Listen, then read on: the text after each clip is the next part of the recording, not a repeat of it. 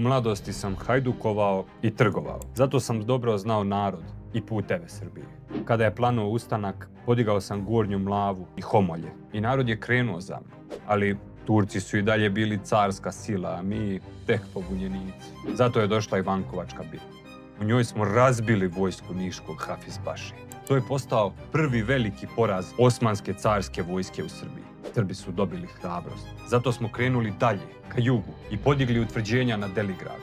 Deligrad je postao bedem, ali to je značilo samo jedno, da će najjača turska vojska doći pravo na nas. I zaista, 1806. na Deligrad je krenuo rumelijski vezir Ibrahim Paša sa velikom vojskom. Mi smo bili manji, ali imali smo šančeve, zemlju pod nogama i veru da se Srbija brani upravo tu.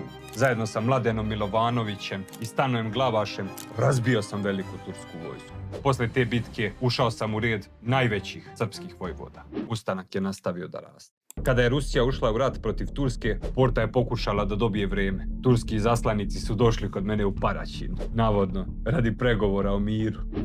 Ali ja sam znao da je to samo pokušaj da nas uspavaju, dok se njihova vojska ne sabere. Sve sam ih pobio. Srbija je rasla u snazi, ali kako je rasla, rasle su i svađe među nama. Starešina, nepoverenje je polako trovalo vojsku. Zato je pohod na Niš počeo sa više sumnje nego slovnje. Došla je bitka na Kamenici. Ali posle tog poraza, srpska odbrana se raspala. Deligrad je pao, a ja sam morao u izgnanstvo. Prvo u Austriju, potom u Rusiju. Kada je Karađorđe posle propasti ustanka došao u Rusiju, ponovo sam se našao u istoj zemlji sa njim, ali ja sam stao uz Miloša. Kada sam 1817. saznao da se Karađorđe tajno vraća u Srbiju, odmah sam javio Obrenoviću. Ta vest je stigla do njega pre nego što je Karađorđe i prešao granicu. Ta odluka pokrenula je događaje koji će se završiti Karađorđevim ubistvom.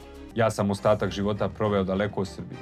Umro sam u Jašiju, u tuđini, ali ako ikada budete tražili mesto gdje je Srbija prvi put razbila carsku vojsku, sjetite se jedne tvrđave, sjetite se Deligrada i sjetite se mene, vojvode Petra Dobrinjca.